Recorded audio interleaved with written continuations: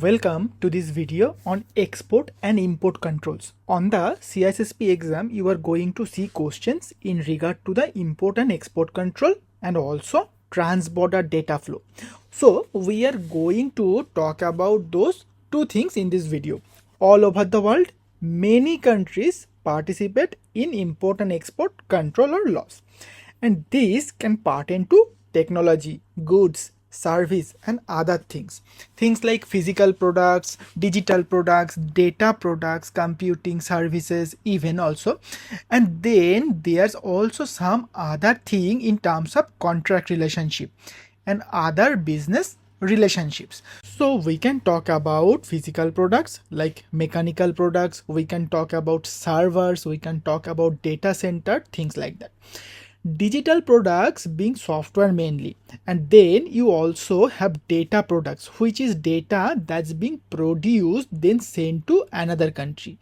And then computing services, where maybe you are contracting out to manage service provider or somewhere else outside of your country. Well, import and export laws are probably going to pertain to that relationship. The reason it will is because we want to prevent the exposure of trade secret information, controlled technologies and other sensitive data to unauthorized countries. Many different countries have agreement with one another, and that's why it is so important for us. If we are doing international business of any kind, we need to clearly understand and comply with what they call EXIM regulation or export and import regulation.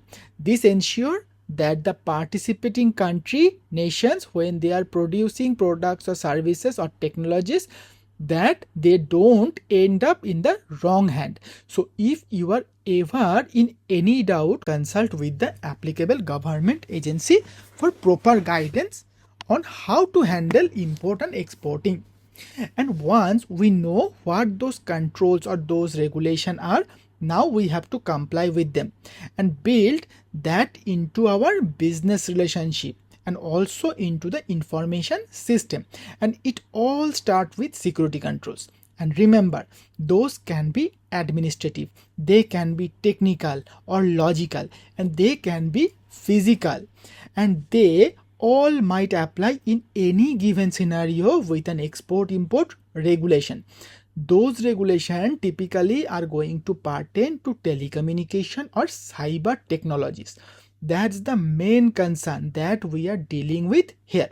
Yes, we have some concern with software if we are exporting software to different countries. Yes, we have to make sure that cyber technology and telecommunication technology are not built into that software, or if they are, that we are covered from an export and import perspective. So one of the major export and import regulation we need to know for the exam is called Wassenaar Agreement. The Wassenaar Agreement is focused on export controls.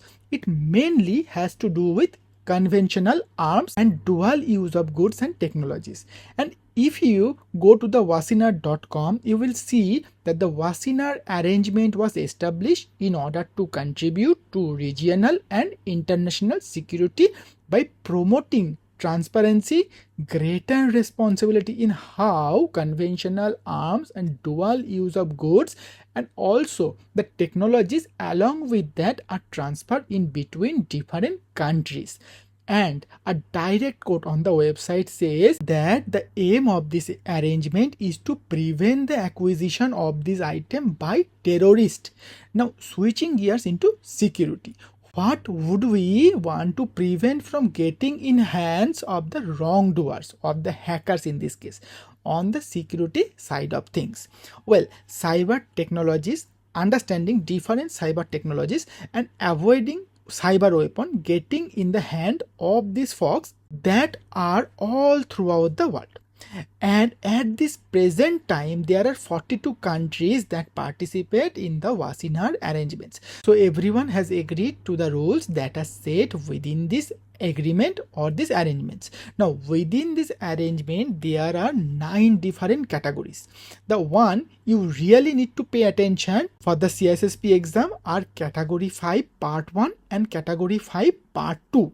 Part 1 has to do with telecommunication, part 2 has to do with information security, and mainly what we are looking at is cryptography and cyber weapons. So the other categories are like category 1 special material and related equipments, category 2 is material processing, category 3 being electronics, category 4 being computers. Then we have category 5 being telecommunication and information security.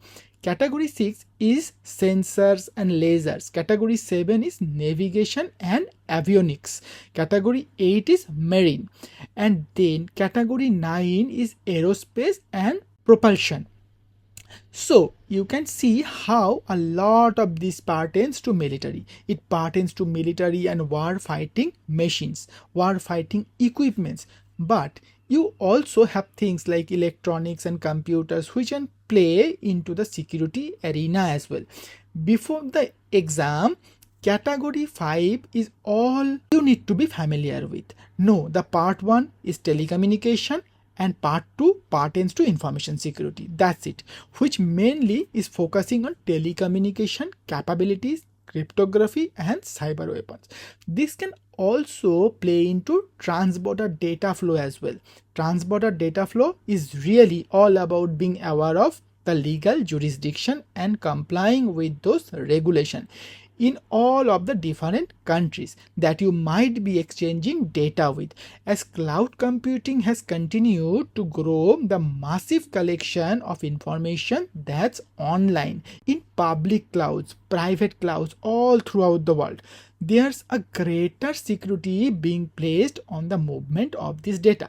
Something to also be aware of in transborder data flow is something called localization. That means the data is required to be processed within the country's border and within the country's control.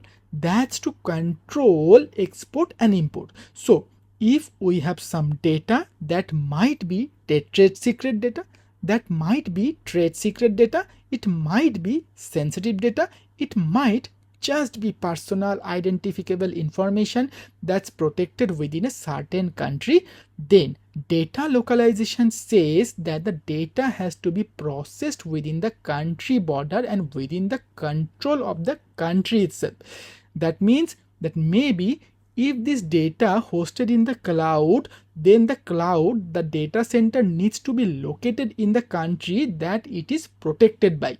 So it's something else to keep in mind. And also something else that plays into transborder data flow is something called data trading. So data itself is very valuable, whether it be advertising, whether it be for malicious purpose like hacking and so on. So a lot of companies will buy and sell data, and that could be on the dark web, which is the digital black market. And it does not really matter what the data might be. That data is protected at some level. So if your organization is running a data center used for cloud computing, so it's definitely on your organization to be aware of both compliance and also localization requirement as it pertains to any kind of data that moving in and out of the data center. So the bottom line for this lesson is to understand the purpose of export and import controls.